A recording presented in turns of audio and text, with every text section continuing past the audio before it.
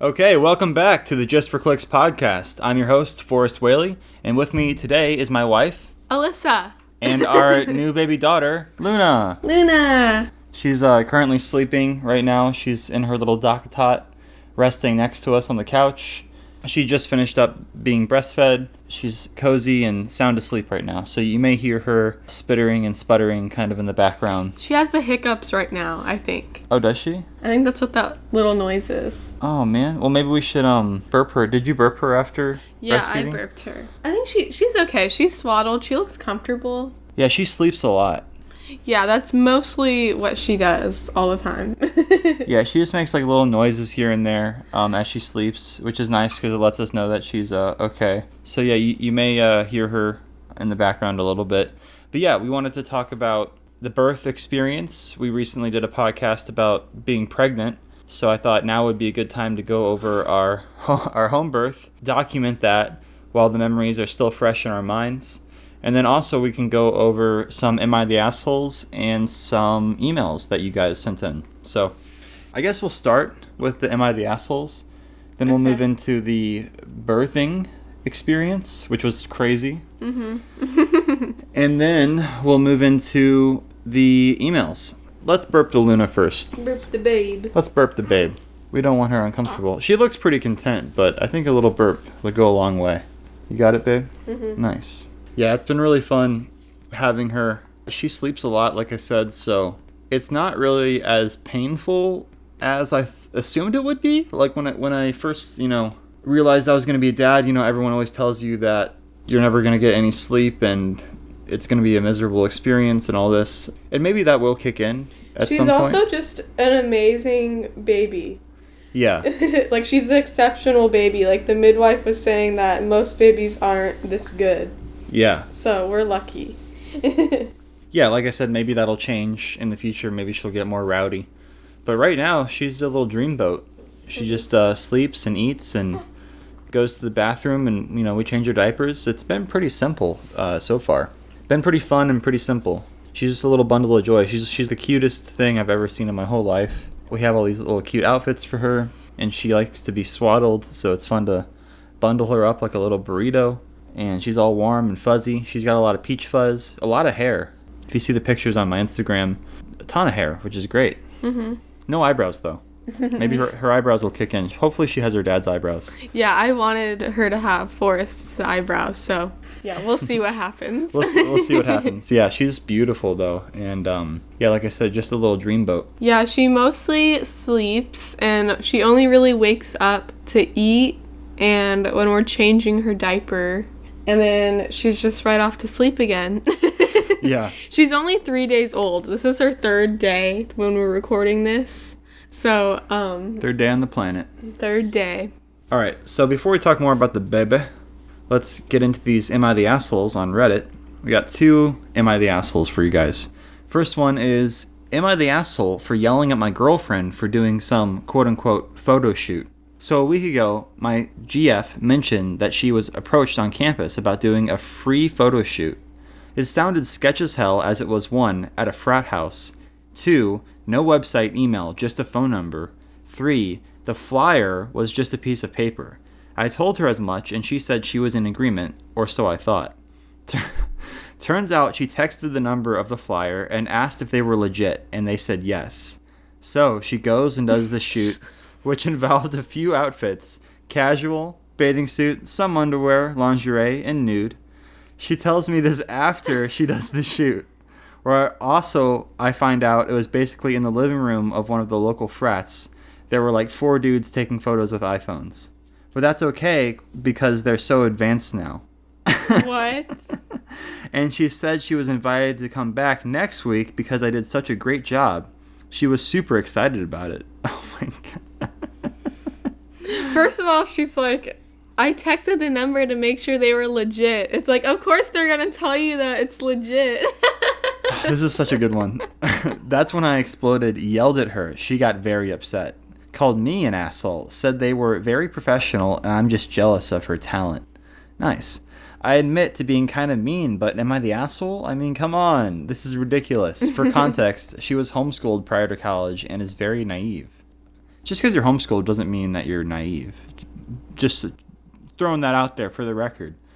There are definitely some naive homeschoolers, but there's also some very wild homeschoolers as well who are the opposite of naive. This person said, not the asshole. Your girlfriend is an idiot, being naive enough to let 4 frat guys take iPhone shots of her. Nethers is not a talent. All right, first off, I don't like when people say nethers. Ew, yeah. That's disgusting. And she's lucky that's all that happened, if that is all that happened. Either this is fake or you're dating a complete moron. No, you're not the asshole even for yelling. I would have let her go already. Yeah, I don't think that this guy is an asshole for being upset that she put herself in danger like that and that she's planning on doing it again. Because he said that he only, like, yelled at her after she was like, I'm gonna go do it again, or whatever. Like, he was like... That's so funny. Like, she just really needed that, like, emotional validation. Yeah. And, yeah, I mean, like, that's all chill and everything. Like, it isn't necessarily, like, super dangerous because, like, there are, like, a lot of guys there. And, you know, it's a frat house. As long as you let people know, like, where you're going and who you're going to see. It's good to make new friends and experiment while you're in college. I'm not saying, like, these guys are just instant rapists or anything. Bunch of guys trying to have a good time, you know, see a new chick. I mean, there's nothing wrong with that. But the problem is, yeah, like, if you're gonna do, like, nude photography, you should definitely clear that with your significant other first. Not that they, like, own your body or anything, but it's just, you know, it's one of those things that some people might have a problem with. Me personally, like, if Alyssa wanted to go do a nude photo shoot with somebody, I would, you know, at least be there at least the first time to see how things went. I would be open to the idea, but also dubious at the same time. Yeah, he definitely shouldn't have yelled at her because, like, obviously she was, like, really excited about the experience. So, like, yelling at her is just going to make her, like, turn against you. And if that's what you want, then sure. But, I mean, that's just not the way to approach it, I feel like. Yeah, it's not the way to approach it, but I could see why he just reacted emotionally because to him, she's putting herself in danger. Like, she's just going to, like, this house... He's just like, how could you be so stupid? Because, I mean, he would be the asshole if he just yelled at her for, like, taking nude photos, like, with friends that she already knew, I guess. Or just, like, having a photo shoot like that with, like, people that, like, she already trusted. But she did just go to, like, I know it's a frat house, but it's still just, like, you're going with strangers that you don't know. Right. I don't know. It definitely does seem, like, sketchy. It definitely seems sketchy for sure. And, you know, like, I could see, like, how in the moment he would just be like, what the fuck? Like, what are you talking about? Like, what, you did what? It sounds like big bait right off the jump, but try to have an open mind. He didn't mention anything about the photos themselves, like, because the first thing I would want to see is the photos. Yeah. And I feel like she would have them, right? Like, they would text them to her, or, like, she would request them for her, like, portfolio. Mm-hmm. You can be the judge yourself and, like, look at the photos and see if they're quality or not. And if they were quality, I'd be way less mad than if they were, like, really shitty photos. Yeah. If they were really shitty photos, I feel like that would change the whole story. Yeah, if it were just, like, yeah, exactly. But if they were, like, beautiful and there's, like, a nice set and it looks, like, really pretty and, like, the lighting's really good, I'd be like, okay, there's something to this, you know what I mean? But, I mean, it sounds like it was pretty bait because they were all taken on iPhones. They are pretty advanced now, though. I'll give them that. Good excuse, like...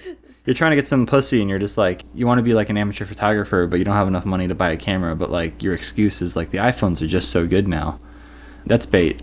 Yeah, and I feel like if these guys were legit, yeah, it would be more of like, here, like, look at my Instagram of, right. you know, all the other girls that I've taken photos of. You know, like, you'd have some sort of reference that you can show to people, like, oh, like, this guy is the one who took my photos, like, look at these photos of, like, all the other girls or whatever. There's a lot of, like, amateur photographers out there, especially in Los Angeles. Mm-hmm. How hard is it to take a picture? You know what I mean? Like, this just comes from a guy who does, like, stop motion for a living, you know? Like, I, first of all, have to compose the shot. I have to light the scene, and I'm not even a quarter of the way done. I still have to animate the entire shot, do all the effects work, the visual effects, and then I have to add sound effects. And I'm like, the photographers, they're done after the first, like, 2 steps. Yeah. And I have, like, 10 steps after that. So for me, like, filmmaking is just so much more advanced than photography. So when I see photographers, you know, being acclaimed or whatever, I'm like, their job just looks so easy to me, you know? And I think the trick with being a good photographer is just being, like, really, like, prolific and really active. making sure you release lots of photos and keep constantly updating your portfolio and your library. And like being creative with the photos. Being creative, trying new things. But yeah, at the end of the day, you're kind of just like pointing a camera at something and clicking a button. Like, there's definitely art to it, but it's not like you're painting a picture. Yeah, I think more of the art comes in with just like the creativity and the ideas behind the photos. Yeah. Yeah, and then like setting that up, like creating the set.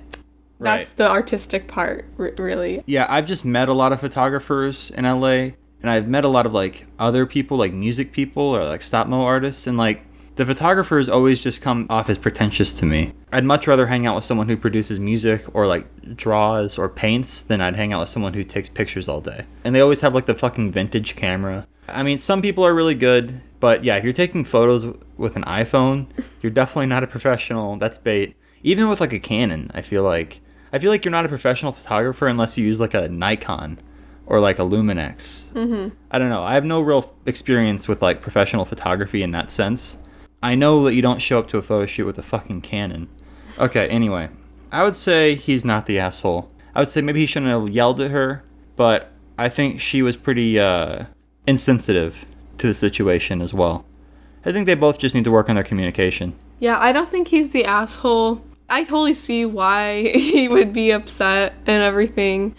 I don't think it needs to go that far, what these other people are saying, like he needs to dump her or whatever. No. I think it's cool that he's got a girlfriend who's so adventurous. Yeah, that's true. All right, let's move on to the next one. Am I the asshole for telling my partner to fuck off after telling me to cover myself? My partner and I had a little picnic in the park and brought our 6-month-old. Aw. I currently breastfeed, and our daughter was getting hungry, so I folded up her blanket and put it on my knee, and I began to feed her. My partner started to hand me one of those thinner swaddling blankets and said, "Here, you can cover up." I replied with, "No, I'm okay." He insisted, and once again I said, "I'm okay. I'm not worried about people seeing me, and if they do, I don't care. I'm feeding our baby." He held the blanket out again. When I didn't grab it, he said, "I really think you should cover yourself." At this point, I was getting irritated, and I said, "Fuck off. If I don't want to cover myself, then I'm not going to." He got annoyed and wanted to cut our picnic short and got up and started walking to the car. Once we got in the car, he started asking for an apology for both swearing at him and for not covering myself. Now I feel bad for swearing. I wasn't going to cover myself regardless. It's 90 degrees outside. But he always wasn't understanding that I said no. Yeah, I think he's definitely the asshole in that situation. Yeah, definitely. Yeah. They definitely just have really different ideas and philosophies about nudity. Right. The function of breasts, of boobs. I mean, I can see why you would want your partner to cover up if you were in public. I don't know how I'm gonna be when I start breastfeeding in public. I might be someone who wants to cover up, or I might just find, like, it's definitely harder to cover up, I feel like. I'm not sure. Oh, yeah, it definitely makes it more difficult to breastfeed. It's not comfortable for the baby. Yeah. I'm not for covering up the breastfeeding or trying to find like a hidden away place to do it. I think it should be perfectly acceptable within our modern society to feed your baby whenever you please, wherever and whenever. Yeah, I definitely agree with that. I'm just saying that I don't know if I'll be comfortable personally just like whipping my tit out. Yeah, I mean, obviously do whatever makes you feel comfortable. But yeah, like when I see other women doing it just like in public, it doesn't, I think that's awesome. You know? What about it kind of makes you like worried about doing it yourself? You know, just, yeah, I guess it is just like people and like judgmental people and just kind of feeling a little bit like insecure. So are you worried that someone's gonna say something? Yeah, like someone's gonna say something, or you know, it just kind of get into a fight or something. Yeah, are you just trying to avoid me like murdering someone in front of you? Yeah, it just seems like, I don't know, a little bit personal. Hey bitch, put your tit away. Hey Buster, put your tit away. If it's summertime here, I'm definitely, yeah, I think all shame will go out the window and I'll just not cover myself because it's hot as fuck here in California. I feel like it's a very like American thing to like be shamed for breastfeeding. I feel like other countries don't do that. Yeah. Americans are such prudes, but also like sexed up to the max at the same time. Yeah, it's super weird. Our relationship with sex is a very strange phenomenon indeed. But absolutely you're the asshole. Oh, you're not the asshole for that. Your husband is a prick. I can't believe that they had a whole baby together and they never once had this conversation. Yeah, that's what I'm saying. It's weird that they're so on different pages about this really important issue. It's weird they never bumped into this issue before. Yeah, I guess they just don't talk to each other. I just don't understand other people's relationships. Yeah. I really don't. Like, they're still a mystery to me. But yeah, I don't think you should feel bad about feeding our daughter in public. I think it would be more comfortable to feed her in the house just because of, like, COVID and everything. Well, yeah. But other than that, I mean, I feel like you should be able to whip it out at a park. Yeah, maybe I will. I haven't done it yet, so I don't know how I'm gonna feel. Yeah, if anyone has the gall to give you any modicum of crap about it, you know I'm just gonna fly off the handle. You know I'm gonna fucking lose it. Like, I'll go to 11 real fast. And we'll probably never be welcomed back at that park again. Damn. So if you're afraid of that, then I guess that's kind of warranted in a way. Yeah. But I don't think anyone would fuck with us. If you were alone, maybe they would fuck with you. Mm-hmm. But I think if I'm there, no one's gonna fuck with us. They'd have to have like some sort of death wish or something. Yeah. You know? It's mostly like women, I feel like, who tell other women to put their tits away. Yeah, well, they need to put their tits away. Yeah, So why don't you put your tits away first and then we'll talk. I don't think a man would say it like in front of you. Because, yeah, obviously it's like they don't want to, unless they want to get in a fight with someone's husband. But, yeah, like a woman would probably feel like safer confronting me about it. You know what I would do? I'd probably, the first thing I'd do, because I wouldn't want to like, I'm just thinking about how this would play out in my head. I guess it depends on the severity of the comment, but if someone were to mention that it was inappropriate for you to be breastfeeding in public, I'd probably whip out my phone and start filming them and be like, look, we got a breastfeed shamer, and then I'd upload it to like YouTube or something for everybody to see. Because like, yeah, I'd be like, call the cops, bitch. Like, what are you gonna do, ho? And then like, you know, if they called the cops, I'd just explain like, you know, the situation. I don't even know the laws really, but if the cops, Well, the law, it is legal in all 50 states to breastfeed in public. hell yeah, it is. It should be. Yeah. What the fuck are you these don't people's have to, problems? You don't have to cover up or anything. Like, if you're breastfeeding, you can have your tit out. It just gets me angry thinking about that situation. Mm-hmm. God damn. All right, let's move on before I get too pissed. Jesus, I'm so sorry, guys. I'm sorry you had to hear that. All right. Yeah, I never want to go there again. Fucking, hopefully no one ever tries to fuck with us.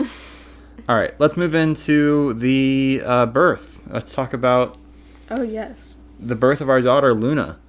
Yes, Luna Noel. She was born on Thanksgiving 2020.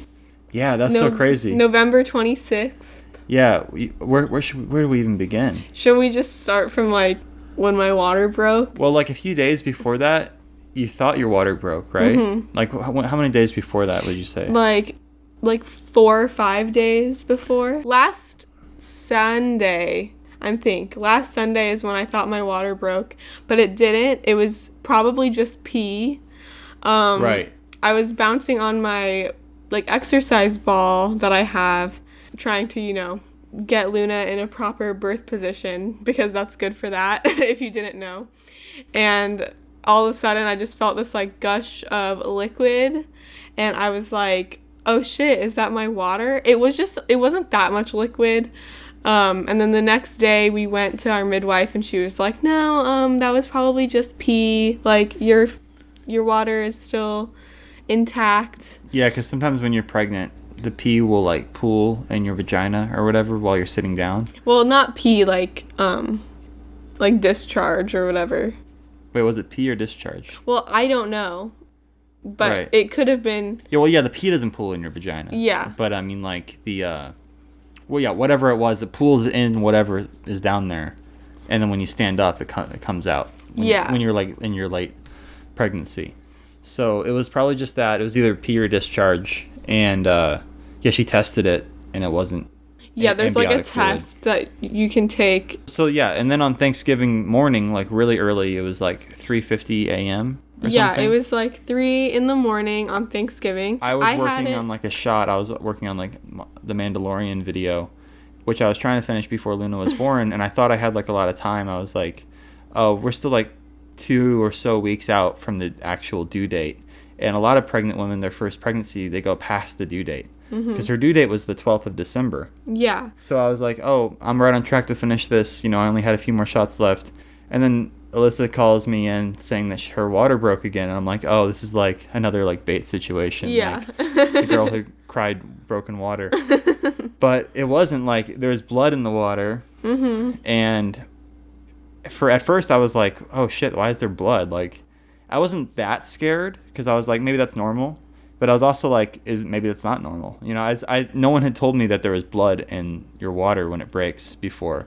And I didn't even think her water was going to break because I heard that that's kind of more of like a movie moment. Yeah, it was very cinematic, like how it all went down. Right. It went down kind of how you would expect it to in like a movie, like, you know. Yeah. And because in reality, most of the time, you're in labor for like 3 or 4 days, like you're having contractions for 3 or 4 days. Sometimes your water doesn't break until you're like literally about to give birth, like you're pushing. Sometimes the water doesn't break and your midwife or your doctor has to go in and break it for you.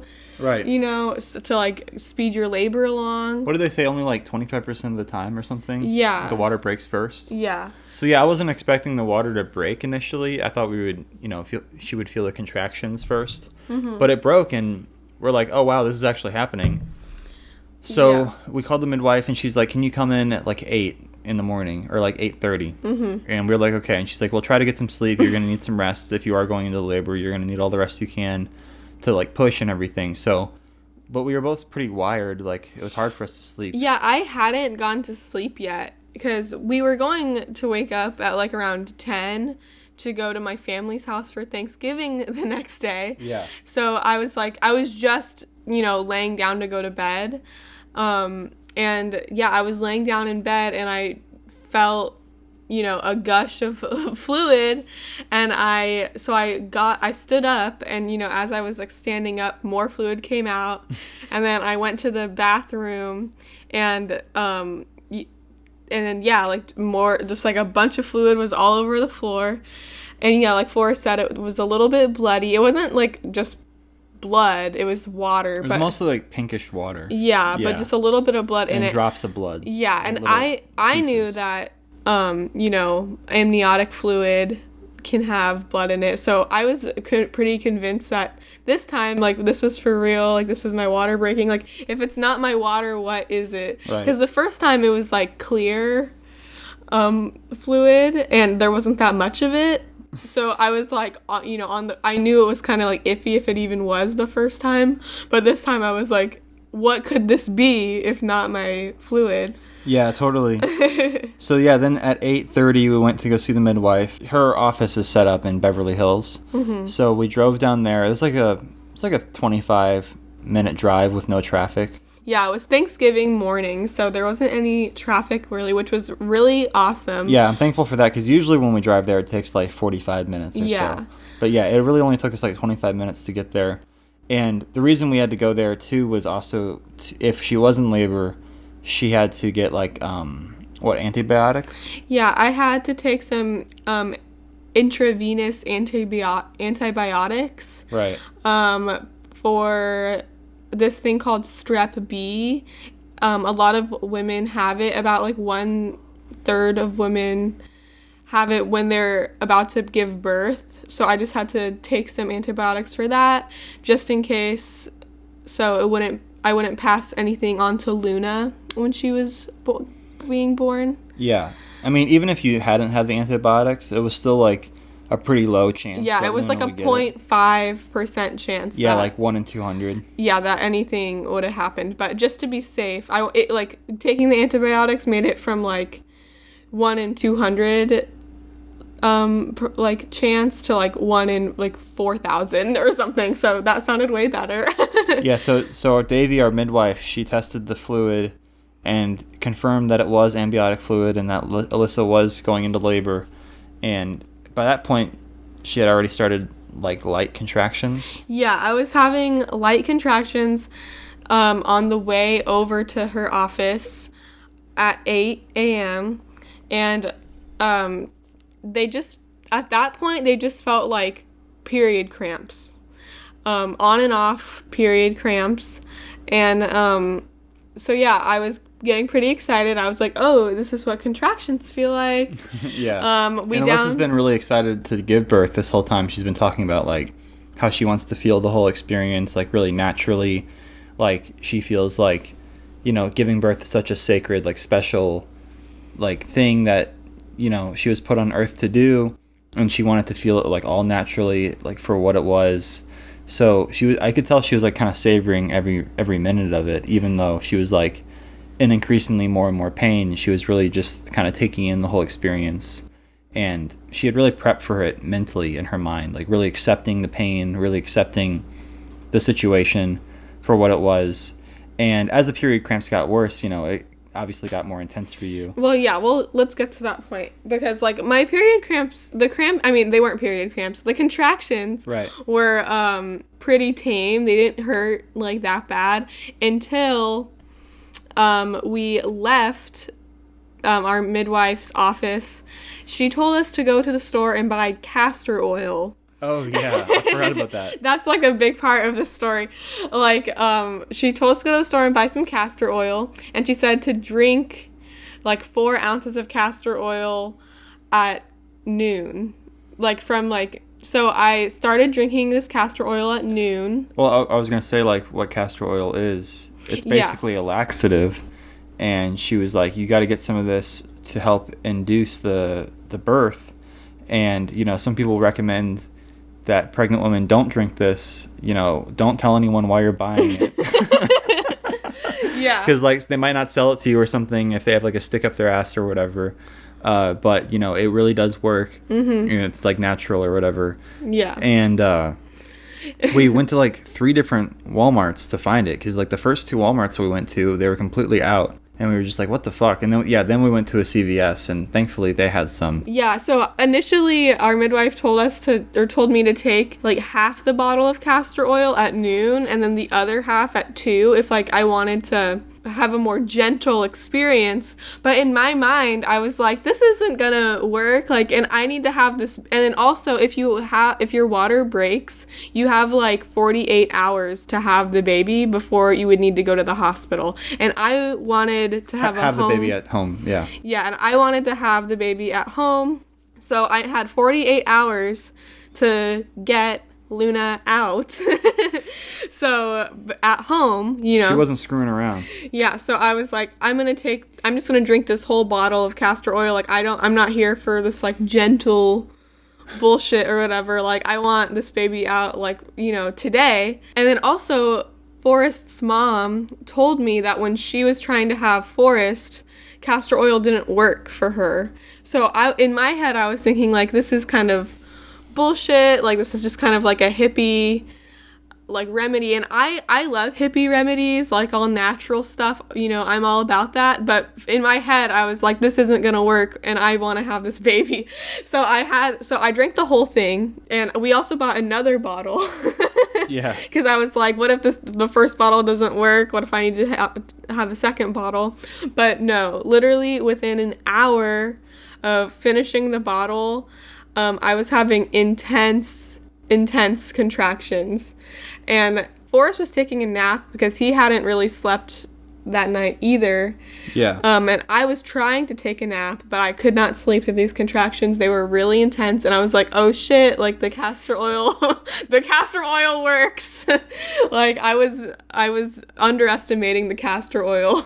Yeah, I thought we were going to be able to both like sleep a little bit for a few hours, get some rest, and then maybe wake up and the contractions would be a little bit more intense. Yeah. But I guess they got intense just like pretty much like right away. Yeah, and they actually didn't necessarily really get worse from that point on, but I remember that was around 2 p.m. is when I was having these intense contractions, and I remember thinking like, I can't, like, oh my god, it's gonna get worse, but it didn't really. Like, the contractions themselves didn't get worse. Like, the experience got worse a little bit later, but the contractions were pretty much just really bad and didn't get any worse. So I was grateful for that. And then, so we had to go back to our midwife at 5 p.m. to re-up on the antibiotics. Yeah, to get more antibiotics. And so at that point, I was literally like, I don't think I can go. Like, I don't think I can, like, leave. Like, I was having these intense contractions, and I was, like, honestly, like, feeling like getting, like, small urges to push at that point. And I was like, I was telling Forrest, I was like, I don't think I can leave. Like, I think I need to stay here. Like, I think she needs to come here. But we called her and told her the situation and how I was feeling. And I honestly think that she kind of thought that I was being dramatic. And, you know, she had every reason to think that, because this isn't a normal experience, you know, especially for a first-time mom. Most of the time, women are in labor for hours and hours. And we were timing your contractions, too, and they weren't really regular. Yeah. You know, so we were like, you know, there's like this like 4-1-1 rule. It's like 1 minute contractions, 4 minutes apart for an hour. And, you know, so, and she hadn't really reached that yet. Yeah. So we were thinking like, oh, okay, maybe they're just intense and it's just going to be like this for a while. And I was like, yeah, you know, babe, I know it's hard, but we got to get these antibiotics and we got to listen to what the midwife says because she's the expert and everything. So let's just go there.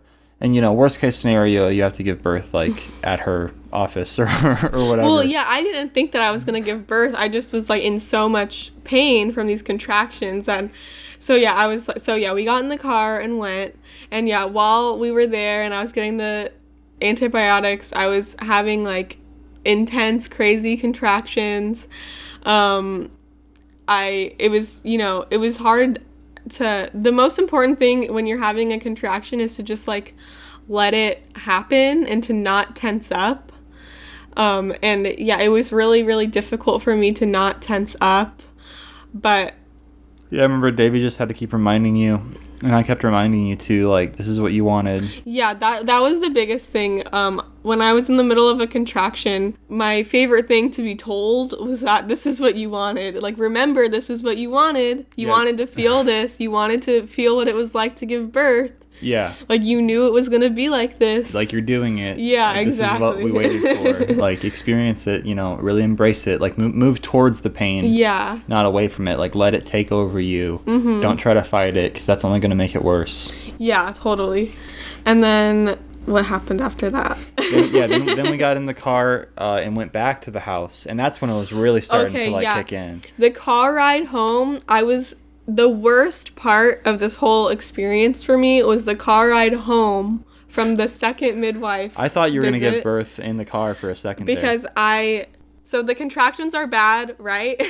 And then I had the urge to push, and I was in the car.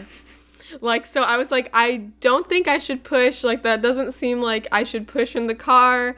And I really didn't want to push without my midwife there.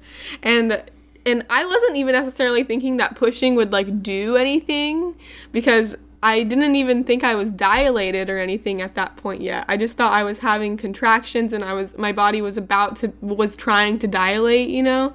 So I was kind of, like, hesitant to push in the car, so I didn't. And that was the worst part, was having an urge to push and not pushing and, like, trying to keep it in.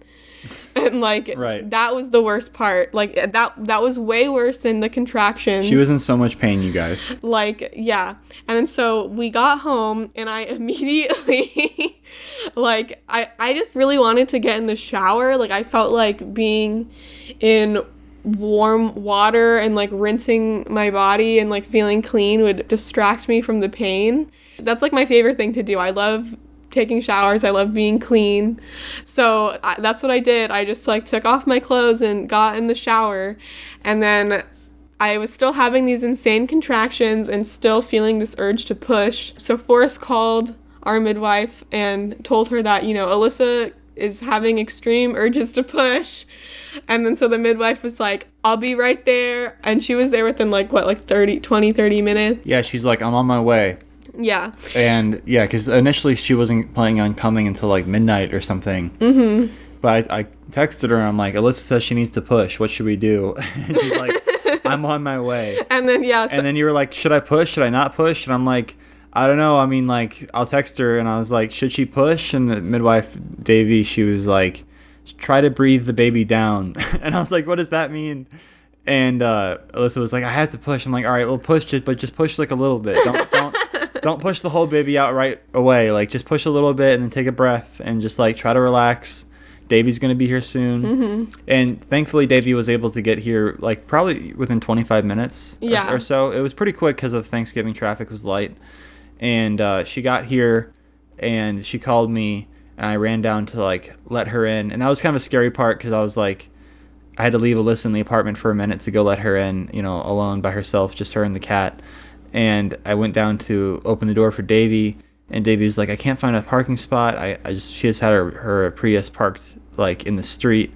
And I was like, I'll park your car, just go up there. You got to get up there. So I let her into the apartment, and then I went back down to, like, get in her Prius. And I've never driven a Prius before, and, like, it's set up all strange. Like, literally, like, it's like a different type of car. Like, it doesn't drive the same way as a normal car, like the shifter and everything. But I figured it out, and I was able to find a spot further up the road. And I ran all the way back to our apartment building, and it took me like 10 minutes. And I was like, man, is the baby going to be like crying, like, when I open the door, like, when I come back in the apartment? Because, like, that's literally, like, where we were. Like, I thought, like, you know, this was going to happen so soon. But thankfully, I got back into the apartment, and Alyssa was still in the shower, and Davey was with her. And Davey, like, had me help her set up the bed. And that's where we ended up doing everything, was on that bed. Yeah. The best part was, like, when Davey came in, and I was like, I told her, I was just like, I need to push. Like, can I please push? Like, and she was like, push. Like, you know, like, just push, like, if you need to. You know, like, don't hold back. Like, stop resisting. So I just pushed when I felt like I needed to. And that was, honestly, you guys, it feels so good. Once I started pushing, like, once I started being able to push, like, it honestly feels, like, amazing. Like, it was instant, like, relief, I feel like, from the contractions and from the pain that I was experiencing. That's so cool. Like, just being able to, like, give in to my body's, like, natural urges and, like, not holding back, like, not resisting anymore. It was such a huge relief. So yeah, I just started pushing in the shower. I probably pushed in there for like 10 or so minutes while Davey was here setting everything up. And then Forrest came in the shower, and he was like, oh yeah, Davey came in the shower and, like, looked into my vagina, and she told me that, you know, oh yeah, she's coming. Like, and I was like, really? Like, she came up, because I was, like, on my hands and knees. She came up from, like, behind me and just, like, checked and, like, felt, and she said she felt her head in my, like, you know, like, not coming completely out, but yeah, like, definitely past my cervix. Hell yeah. And then so she was like, she's coming, and that, like, made me feel like, oh my god, like, because, you know, when you're pushing, you kind of don't know, like, for me at least, like, I didn't really know that if it was even doing anything. I just knew that I had to do it. Like, I just knew that it felt really good to do it. So I was just doing it.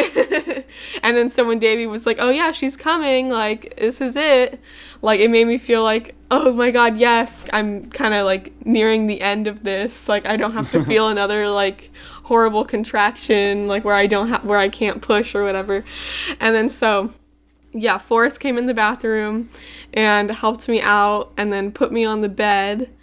And it felt so good to, like, lay on my side too, because I just wanted to. I remember in the car ride home, I was just like, I just want to lay down, like, yeah, like, I was just like, I don't want to be, like, sitting in this car anymore. So yeah, it felt so good to lay down. I was all wet. I was, like, drenched in water. I hadn't even, like, dried off or anything. Yeah. We, like, waterproofed the bed, though. Like, we put, like, a tarp down under the sheets, and we had some sheets that we, you know, knew we were going to dispose of. We had some sheets ready for the birth. Mm-hmm. Yeah, that's when you started pushing, you know, in earnest. And Davey had me, like, prop your leg up, because you were kind of on your, like, right side. Mm-hmm. And you had your leg lifted up in the air, so I kind of held it there. Yeah. To, like, create, like, a wideness, an opening. Mm-hmm. And that's when I started to see her little head poke through. Mm-hmm. And it was, like, covered in hair. Like, she has, like, a lot of hair. Baby Luna just has, like, a full head of hair. Mm-hmm. So I saw the little hairs coming through. And I was like, oh my god, this is so crazy. This is, like, really happening. Oh, you hear her? She just made a little squeak. And with every push, every time that Alyssa felt like she needed to push, we were just like push, and she pushed, and you could tell on her face she was really focusing. She wasn't even really that loud. I mean, she was louder like in the shower. Like in movies you always see women like screaming their heads off, pushing. It wasn't really like that. In the shower when she was experiencing like the major contractions, I feel like she was a little bit loud, like screaming and stuff. And I was just like, let it out, babe, like be as loud as you need to be or whatever. But like that was really the worst of it. Yeah, like you said, like once you got on the bed, that was kind of like relief for you. Mm-hmm. And you could just focus on the pushing. You could tell on her face she was really focused, like on feeling her body and listening to her body. Yeah, that's a big thing that you miss out on, I think, if you get an epidural, is that you can't feel your body's natural urges and inclinations. So you kind of just like listen to the doctors when they're like, okay, it's time to push. So you just like push, and then that's kind of also how a lot of times in movies you see it's just like, like push, push, push, push, push, like, and like you're just like pushing the whole time for like 10 minutes straight or something. Right. But for me, in giving birth naturally, it was like I would feel like a strong urge to push, and I'd probably push for like like 20 seconds, and then I'd stop, and then just like listen to what my body was telling me. And yeah, it was important for me to not push when I didn't want to, when I didn't have the urge, right? Because I knew that was how you would prevent tearing, and it was just really important for me to listen to my body and to not like push when I didn't feel like it. So yeah, I was really focusing. I was really tuned in to my body. It was like amazing. It was great. And then when her head started to come out and I started to feel her head like coming out of me, that's when I was like, okay, oh shit, I really have to be in tune now, because like I didn't want to tear. Right. You were pushing your pussy to the limit. Yeah. So I was like, and I knew that was a big thing about tearing, is if you push when you don't feel like you have to or whatever. Right. So I was like, okay, now it's like her head is like right there and her head was like halfway out and I was like, okay, this is like the biggest, like hardest part. So I really got to be in tune. And then Forrest was holding my hand for most of the time. Yeah. But he was going to catch Luna. He caught Luna when she came out and handed her to me. And I just, like, I remember, like, the last push, I was kind of like, oh, like, I don't have anything to hold on to. I remember I thought that, but then I held on to, like, my towel that I had and, like, pushed. Nice. And then I felt her head come out, and then I felt her body came out, and it was, like, crazy. Yeah, her head just popped right out. Like, you could tell her pussy was being pushed to the absolute limit. Like, I've got pictures. And I actually took a picture of it happening, and I showed Alyssa, and I'm like, this is what's going on down there. Because Alyssa didn't even, she could feel it, but she couldn't see it. Mm-hmm. I think showing her the actual picture gave her, like, the extra motivation. Yeah, totally. To, like, bring it all the way home. And then once that head popped out of there, I caught her little head, and I saw her little face for the first time, and it was the cutest little face, and it was just, like, a little mini human face, And Davey and we grabbed the shoulders of Luna and just kind of like pulled her out, like we did the rest of the work for Alyssa, kind of just like pulled the baby. Mm-hmm. And the whole baby came sliding right out. Davey, she poured like, I think it was coconut oil, like on the vagina and the head. That was super. I was so grateful for that. Like, because I knew Luna's head was like about to come out. And then when I felt our midwife like pour oil on me, she was like, I'm just pouring oil on you. I was like, oh my God, thank you so much. Yeah, it kind of just like lubed up the whole situation down there, made things a little bit easier, a little more smooth. Mm-hmm.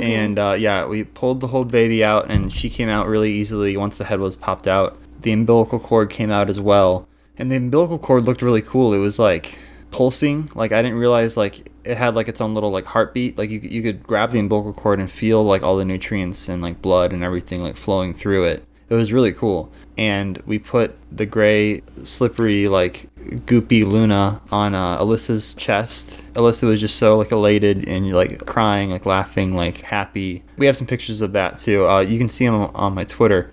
And it was just like the greatest moment I've ever experienced in my whole life. It was just magical. I was just in love, like, right away. Like, Luna was just such a little cutie. Like, all of a sudden, like, she was there, like, and she became really, you know, important for us. Like, obviously, she was already important before, but, you know, now that she was out, we had to be, like, extra careful, you know. We got to she's her own little person now. So we just have to, like, make sure she's, like, good all the time. And that's when they, like, transferred Luna over to me, because they're like, you know, mom's not done. She's still got to push out this placenta. And we have to, like, figure out what's going on down there and make sure mom's safe and everything. So they had me take my shirt off, and Luna and I did some skin-to-skin contact, and I held Luna while Davy, the midwife, had Alyssa get up and squat over this bowl. And I was just kind of, like, in a daze. Like, I was, like, just, like, so happy and, like, you know, like, petting Luna and, like, keeping her close, and she was, like, crying and wailing a little bit, you know. And it was really cute, and I was kind of focusing on her. Then I look over to my left, and I see, like, Alyssa, like, basically, like, pooping out this placenta, like, dropping into the bowl. It's, like, this big fat organ. I'm like, whoa. And then, like, Alyssa lays back down, and I'm kind of, like, not even aware of what's going on until, like, I hear, like, Davy say, oh, we got some clots down here. Oh my God. There's some blood clots in here. And I'm like, oh no, like, is Alyssa bleeding? She's like, I'm going to go grab those clots. Sorry, I need you to lay back, Alyssa. So Alyssa lays back. And I shit you not, Davy reaches her entire hand, shoves her entire hand into Alyssa's cooter and starts pulling these blood clots out. Yeah. Like a freaking robot or something. like some kind of robot arm. Like no grace or subtlety. Like, and Davy's such, like, a chill, like, ethereal person. Like, she's so mystical and, like, wise, like, and she talks with, like, such grace, and she moves around with such grace, but then, like, doing this, like, very violent maneuver, like, you could tell she's done it before, and it's just one of those things that it's, like, so painful and so, like, obtrusive and so destructive to the vagina that she just wanted to get in and then get out as fast as possible. So that's what she was doing, and that's, I think that was one of the most painful parts for you, right? Yeah, I was saying, because, like, I was, after, you know, Luna came out, and then after the placenta came out, I'm thinking, like, oh, I'm done with, like, you know, putting things in my vagina or getting things out of my vagina. But no, Davy was like, oh, you got some clots. Like, I really got to get these clots. I don't really know what that was. I hadn't learned about that. But me neither. So, yeah, that was really bad. Yeah, it was just bad because my, you know, as you can imagine, I was extremely sore. So to have, like, you know, someone's whole hand go into my vagina at that point was, like, really painful. Like, I could tell it was, like, excruciating for you. Yeah. But, you know, it's fine. She got the clots out. And then, yeah, I was just, like, I remember I was, like, super, like, you know, exhausted and out of it. Yeah, they hooked up Alyssa to an IV to replenish her essential, you know, juices, basically. You know, like, yeah, just like electrolytes and stuff. So she was on that drip, and then they made my placenta. They cut up my placenta into 7 pieces. Oh right, yeah. And Davy's assistant took her placenta and cut it up, and we've been making smoothies and feeding them to Alyssa every day. Yeah, so Davy's assistant went out and made my placenta, cut up my placenta, and made me my first smoothie with the first part of my placenta in it. And I remember after I drank that, I felt, like, a lot better. Right. Yeah, because the placenta has a lot of, like, essential nutrients your body needs to replenish itself, like iron and stuff like that. So it was that was helpful. Yeah. Even right now, like, she's still recovering, so it's important that she drinks a lot of fluids, like 3 liters a day of fluids. So I've been trying to get her to drink a lot. But you've recovered remarkably well. I must say. Yeah, I remember the day after I gave birth, I was surprised at how normal I felt. Because, I was just, you know, my belly was sore and my vagina was sore. And it wasn't even that sore, like, all the time. Like, it just burned to pee. Like, it just really stung really bad when I went pee. But other than that, like, you know, just walking around and just, like, living my life normally, I didn't really notice any pain.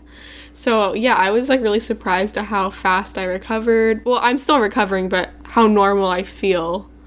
Right. Yeah, so, like, the midwife and her assistant kind of stayed with us for a few hours and made sure everything was good and took some measurements on the baby, weighed the baby. She's 8 pounds, 2 ounces when she came out. Yeah, and I was pretty early. She was 37 weeks. Yeah, so 37 weeks and 5 days. So if she had went any longer, the baby would have been maybe even like a 10-pounder.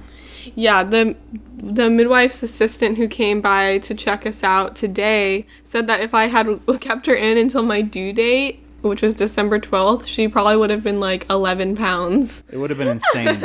And that's really big for a girl, too, especially. That's just, I mean, imagine if it was a boy. I'm just like, I'm glad this was your first baby because, you know, we want to have more babies. And now your whole area down there is a little more prepped and battle hardened. Yeah. So I think this was a really good first experience, really flawless home birth. The name of the midwife's practice is TLC, Tender Loving Childbirth. It's really a great practice. They were super helpful and supportive. So if anyone in the Los Angeles area is planning on giving birth or is interested in home birth, I would definitely check them out. They were excellent. Yeah, I'm just really thankful for everything that happened with that experience. I mean, they made it so nice for us. Yeah, it was a really good deal, too. It was even cheaper than, you know, doing it traditionally at the hospital. Yeah. Yeah, I would just also say that a lot of people think that having a home birth is kind of scary and they would feel more secure at a hospital. I don't know. For me, like, I definitely felt really safe. I didn't feel scared, like, pretty much at all.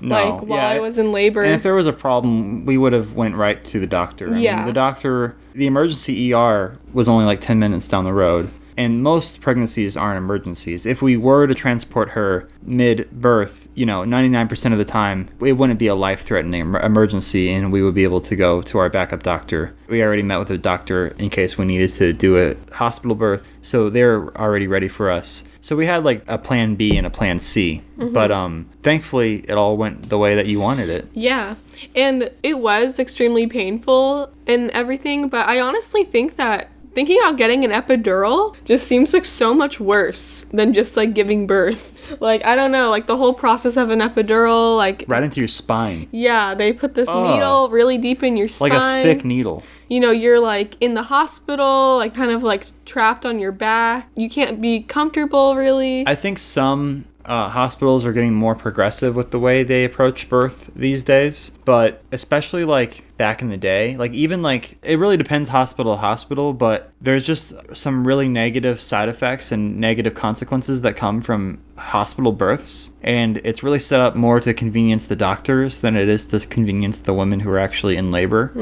We watched this really cool documentary about it, and it was called The Business of Birth. The Business of Being Born. The Business of Being Born. Right, thank you. And it was really interesting because what you have to realize about hospitals is they're not there to help you. They're there to make money, first and foremost. Their business is helping you. So they're going to choose the more economically friendly option every single time. Which is like putting you in situations or giving you procedures that you don't necessarily need. Right, like for example, there are more cesarean births, meaning C-sections, meaning cutting open the stomach of the woman and pulling the baby out, when it is time for the doctors to end their shifts, because the doctors, they want to get home on time. The doctors want to get you out and get the birth done as soon as possible. It's also better for the doctor's records if they are shown to have more surgeries under their belt. So a cesarean birth is a surgery, and if they have more surgeries, they look like a better doctor. So it's in their favor to do a C-section on you. Not all doctors are like that, but it definitely doesn't help that these situations are like presenting themselves to these doctors where they're being kind of like morally compromised, either out of convenience or whether it is to advance their careers or whatever. But they're really just like not there for you like a midwife would be. Yeah, and some people do need C-sections. Some people, that's necessary for them. But for the vast majority of women, the C-section is completely unnecessary, and it's a major surgery to have a C-section. Right, it's a huge surgery. They like take your organs out of your body, cut open your uterus, and that in itself is just like intense, and you're gonna be like in recovery from that for like a long time. It ain't no small thing. And so you have this new baby that you're trying to take care of, and you're in recovery for this major surgery. Like, it's just extremely inconvenient, and it's, you know, not the best situation. So, you know, giving birth naturally is, you know, at least vaginally through your vagina is like way preferable. And yeah. And these like doctors just don't really care about that, or like, yeah, exactly what Forrest was saying. Like, they kind of just see it like, oh, like got the baby out safely, mom and baby are gonna live, you know, I did my job. The thing with birth is that it's very unpredictable, and doctors, they just like to be in control of the situation. If a birth is taking too long, they might think that's a danger sign when it really isn't. Some births just take a really long time. Thankfully, our birth was over in like, from start to finish, like 15 hours. Yeah. So we were really lucky. Yeah, you really have to kind of like move with the mother's rhythm, and you really have to come at it from like a spiritual perspective as well as a medical perspective. So I think that's why Davy was just so excellent, because she was really skilled in both of those aspects. And yeah, it just really worked out for us. So if you're planning on having a baby in the future, which I assume most of you are, I mean, most people end up having kids at some point in their life, you know, it's something to definitely consider. And if you are going to do a hospital birth, you know, these are the types of things you should be aware of and be looking out for. And like I said, it is improving little by little over time. It's not as bad as it used to be, but the hospitals still have a long road ahead of them in order to meet the quality standards that I think are optimal. Yeah, and one other thing I would say is that with the epidural situation and numbing you before you give birth, a lot of people see that as kind of like the feminist thing to do. Like, that getting the epidural is empowering because it's like, you know, I don't have to feel pain like while I give birth. Like, I can just, you know, give birth really easily. But for me, and I think it's better to look at birth from a more spiritual side. And I personally think that it definitely raised my confidence, and I feel extremely like empowered after giving birth naturally, and just knowing that I could do that. Yeah, she was such a badass during it. Yeah, like, it really is, like, so yeah, if you're a woman and you're thinking and you're gonna have a baby in the future, I would definitely recommend doing it this way, doing it naturally as much as you can. Obviously, not everyone can do it naturally, but see what your options are, and if you can do it at home naturally, it was an amazing spiritual experience, and you're always gonna know that you did that. Like, you know, like, I gave birth to a whole human naturally, and it seems like, it does seem crazy, but it's also just so normal. Like, you know, women in 100 years ago didn't have epidural. No. Like, you know, so it's kind of just like, you know, you're putting yourself back to the roots of, you know, what it means to be a woman and everything, you know? I think it's just good to pair the best of both worlds. Have the medical advice, but also come at it from a wholesome kind of spiritual, naturalistic perspective as well. Yeah. And not lean too far into either camp. Well, yeah, you obviously want to be safe. Definitely. Yeah, I mean, that was my main priority through the whole thing, is just like, how safe is this? And the more research I did, the more I felt okay with it, especially having Davi on our side. She was just so excellent and gave us so much confidence. At least for me, I felt so confident talking to her. She has kind of like the vibe of like a military veteran. Like, if you ever talk to someone who was in a war or in battle, she's just been there, she's done it a million times, she's seen it all. So it was really great to have someone who's had that type of experience to be helping us with this, and she's just been great. I guess we should talk about a little bit about like what it's like to be raising a baby, you know? Yeah. Because we're running out of time here a little bit.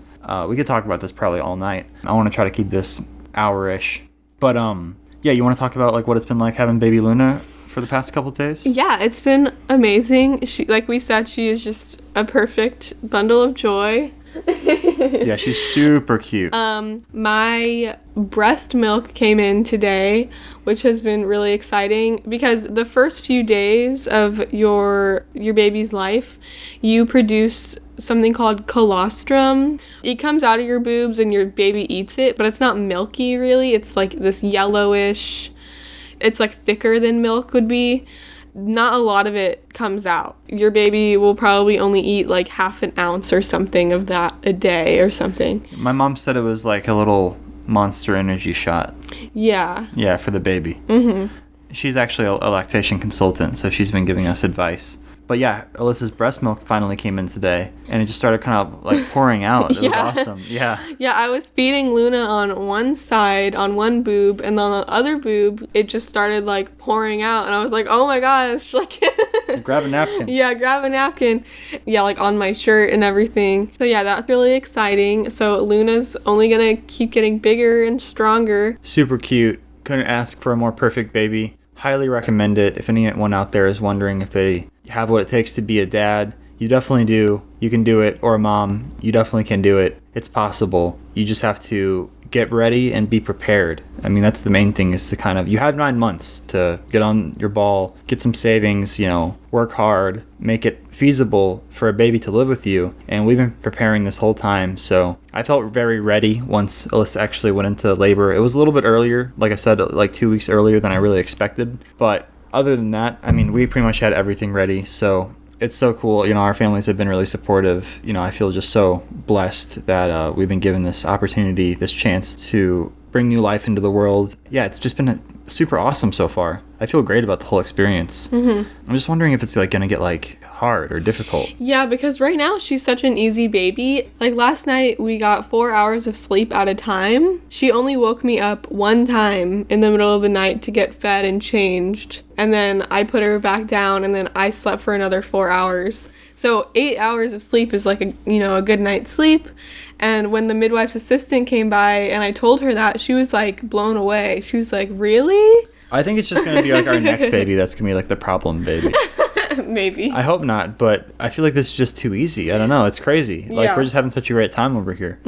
So, yeah, don't worry about us. We're doing great. Everything's really excellent. Baby Luna is super cute. Expect a lot of pictures on both of our Instagrams. I think our Instagrams are about to just become like Luna fan pages. The Luna fan pages. Yeah, right. So yeah, I'm going to try to limit it to just like the best pics. I don't want to overdo it. Also still going to post Lego pics. I plan to get back to work, in about a month or so. I'm going to take some time off just to focus on baby Luna and my wife Alyssa, making sure they're good. So there's going to be kind of a slowdown on this channel in terms of like, the commentary videos and maybe even the podcast. I think we can probably keep the podcast still going. Like this was pretty easy to record. She sleeps a lot, like I said. So there is a lot of like downtime kind of. But then, once she's up, you kind of got to be there to like assist and do things and make sure everything's taken care of. But I'm having a blast, man. It's really great. I'd highly recommend it. I'll also just say that Forrest has been the most amazing partner and papa ever. From the moment that she came out, he was just like immediately stepped into his role as a dad.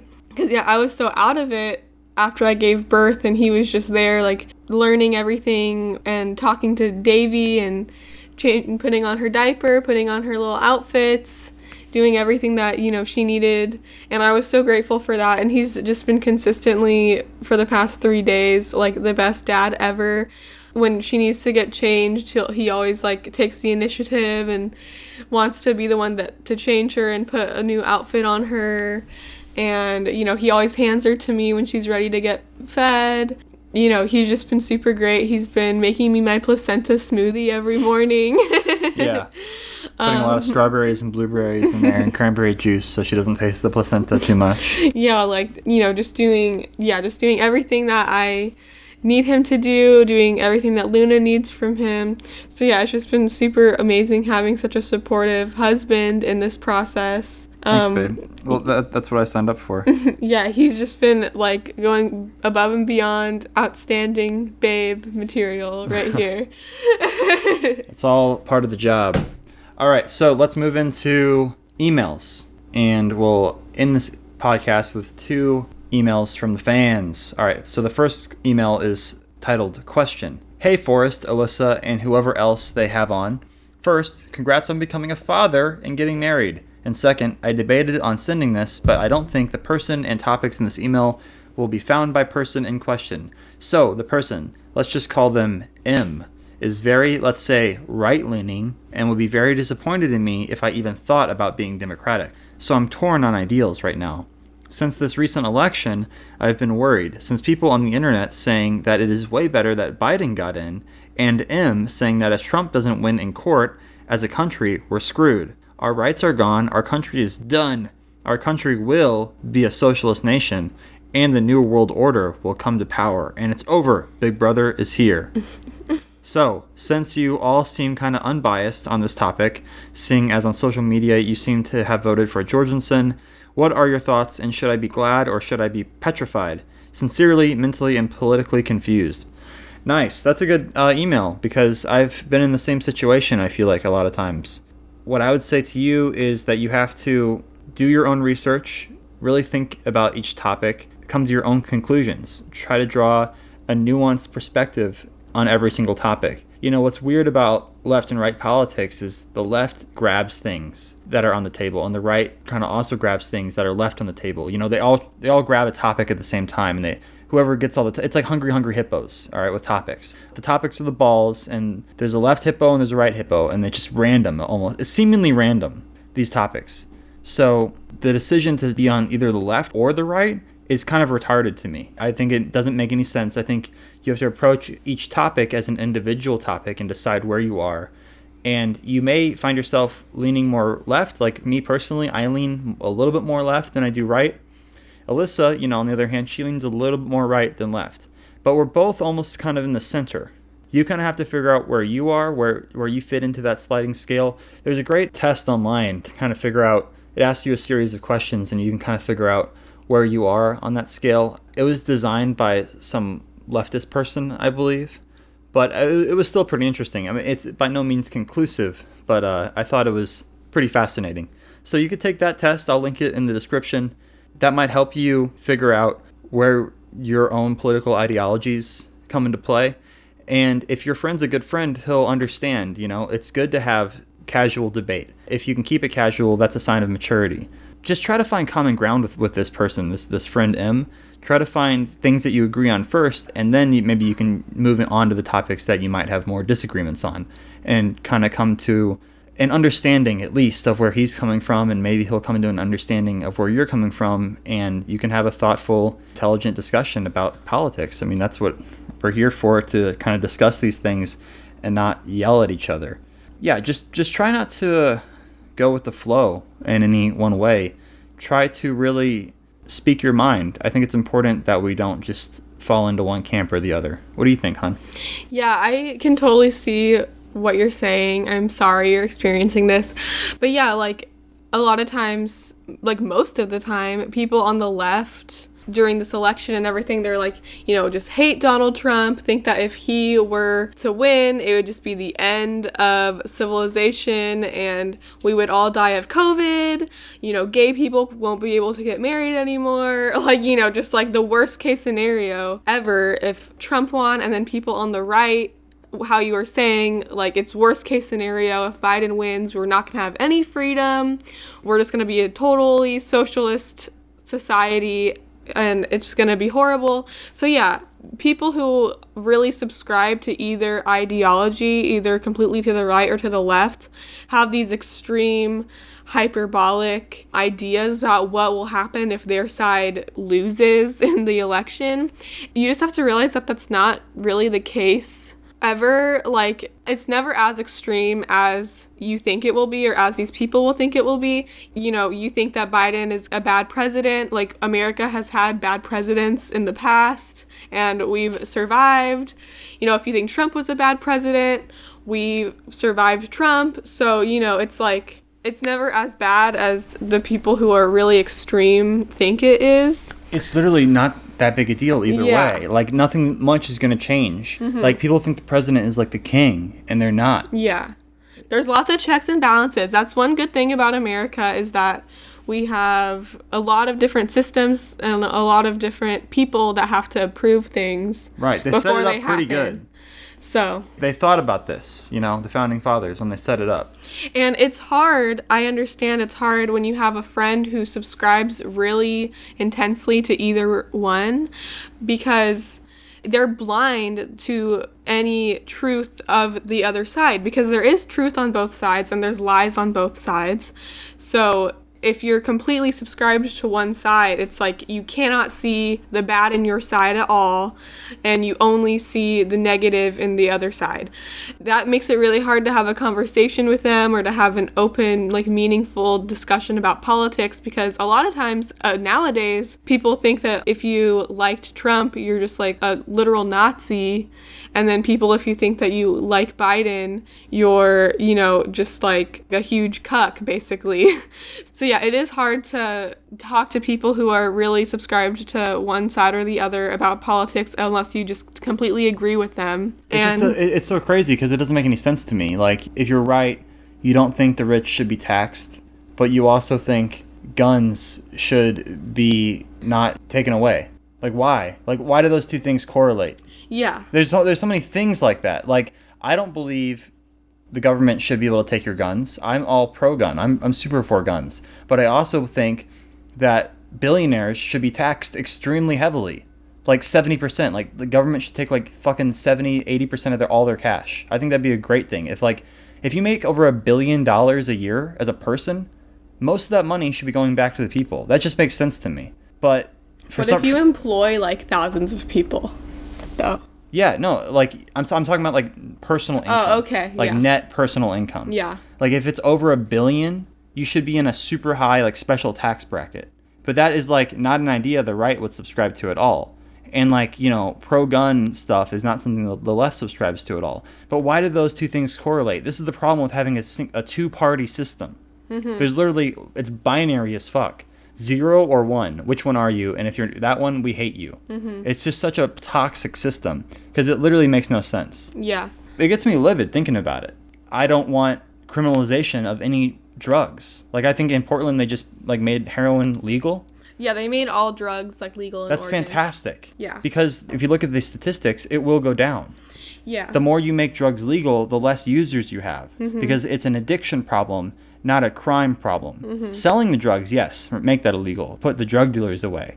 But putting the users, the people who are sick and who are unhealthy, who are addicted to these things in prison, not a good place for them. Mm-hmm. But that's something that the right would never subscribe to. Yeah. But, you know, I'm also pro-right in a lot of other areas. So it doesn't make any sense to me. Yeah, like, I would say I'm right-wing to the extent that I just don't think the government should have any business telling you what you can and can't do. Right, and then you got the left coming in, and they're like, you know, we want to monitor everyone all the time. Mm-hmm. And we want to control everyone all the time and make so many rules and so many little things. And it's just like, I'm not for that either. Yeah. Like, I want small government. Yeah, like, you know, I'm in the middle, but yeah, I'd lean more right. But I think it's crazy that people on the right, yeah, like what Forrest was saying, like a lot of times are against drug legalization and are for the police. Because, right. You know, I mean, obviously you need to have some type of law enforcement situation, and we definitely need to improve the police situation. But people on the right are always talking about like small government, keep the government out of my business. The police are the literal embodiment of the government in your neighborhood, like in, you know, and some cases in your house. They are law enforcement. Yeah, law enforcement. So it's like, if you say you're for small government, how can you defend the whole like Breonna Taylor situation? It's nonsense. Like, you know what I mean? It's nonsense. And if people don't recognize that, then maybe they're not worth your time. You know, yeah. If you really can't find some kind of like common ground with them, if they're just completely unwilling to even listen to any of your philosophies, if you just don't automatically agree with them, then that's not the kind of person you want to be spending your time with. You know, we all have very limited time on this earth. Mm-hmm. So choose wisely. We need to come at things from a nuanced perspective, I think, too. Like, nuance is so important. Coming at a certain topic or situation from, you know, just extremely being left or right, you're never going to reach the root of the issue that way. No, definitely not. All right, let's move on to the next email from and he says, advice. Anonymous, please. All right, well, I already said your first name, but I guess we'll like bleep that out or something. Yeah, sure. All right. Hey, Forrest. I've been a fan of yours since I was a kid, and I have nothing but great memories of watching your vids and always being excited for the next upload. I want to thank you for making me laugh all these years, and congratulations to you and Alyssa on the baby. So, I'm 17 years old, and I've been trying to figure out how to deal with something for a few years now. This sounds a little ridiculous, but whenever I have a crush, it messes with my ability to focus on schoolwork and other commitments. She good? Does the baby look good? Yeah, she's cute. All right. Notably college apps at the moment, and that usually leads to a decline in grades and work quality. I don't want to act on crushes though, because dating during a pandemic entails a lot of safety issues, and above all, I know I'm not mature enough for a relationship. I guess what I'm asking is, how should I deal with crushes and not let it affect me so much in my daily life? I don't know if this will help with generating advice, but I'm a girl and all my crushes have been on guys. Thanks. I do not know how to help you because I am exactly the same way. Obviously I'm married now, but before I was married and I got a crush, it encompassed my whole life. That's how I was with Forrest too. So I don't know how to help you. Well, that's a good question. I know it can be a little overwhelming feeling like strong romantic feelings for someone.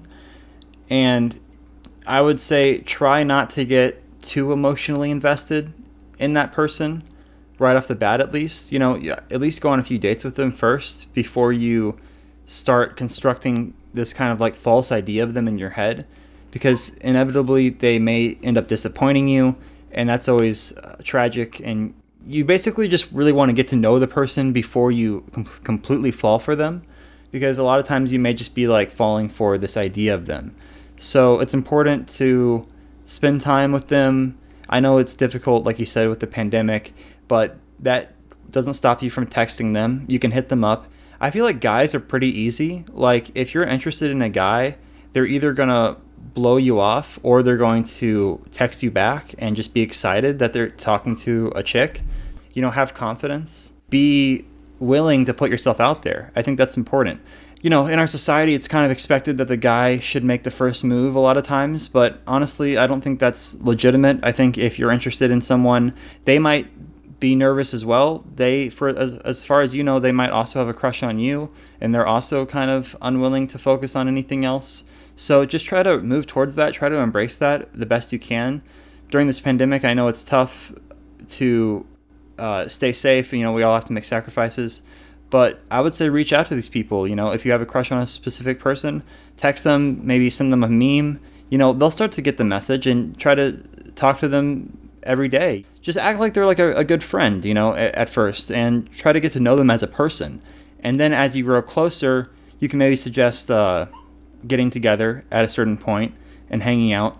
I know it's a pandemic and everything, but obviously we can't like stop hanging out with people forever. Maybe you could get a COVID test, or they could get a COVID test, and you guys could arrange a date or something. I'm not exactly sure, or if cases are low in your city, maybe you can meet at a cafe or something and hang out.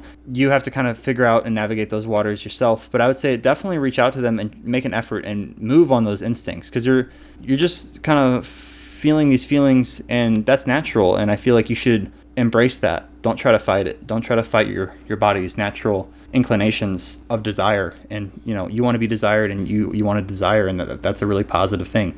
So try not to be ashamed of that. Understand that that's a normal, natural thing, and move towards it. All right, you want to say anything else? Is that you think that was satisfactory, huh? Yeah, that was satisfactory. Yeah, I think it's totally normal too. Yeah, it's totally normal. Yeah, you're 17. Like Forrest was saying, like move towards your natural inclinations, because romantic feelings and love and everything is all a part of nature, and it's a part of how we move humanity forward, how we procreate. So yeah, it's totally natural, totally normal, so don't feel ashamed. And even if you have a bad experience with one of these guys, that will teach you something about them and yourself, and you can apply that knowledge to the next experience. And that's what you have to do. That's what dating's all about. It's just about kind of finding your rhythm, getting over your insecurity, being able to move towards these types of situations more naturally. And you're young, so it's just going to take some time, but you'll get in the hang of it, and eventually you'll find your soulmate. Mm-hmm. All right, great, guys. That was a good podcast. Thanks so much for listening. And guys, if you would like to have your questions answered, or if you have any disturbing experiences or thrilling adventures you want to share on the podcast, please go ahead and write in to just4clickspod@gmail.com. That's just the number 4 clickspod @gmail.com. Join us again soon. I'm not sure if there'll be a podcast next week. There's definitely going to be a slowdown in commentary videos. Obviously, I'm going to still work on the Lego stuff eventually once we get in more of a routine around here. But definitely expect more Instagram stories of baby Luna doing her thing, being cute. I think she's probably going to do some more breastfeeding in a little bit here, so we got to get going. But yeah, thanks so much for listening, guys. Thanks for listening. Thanks, babe, for having me on again. Of course. Happy holidays. Baba Booey.